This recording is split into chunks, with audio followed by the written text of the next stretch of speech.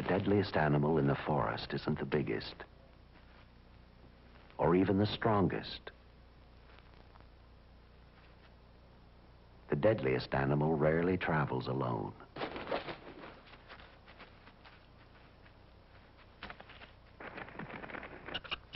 It fears the darkness, but it's cunning.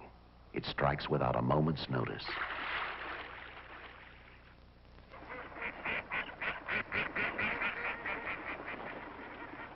Each year, 9 out of every 10 forest fires are started by these animals. The deadly ones, the ones with the brains.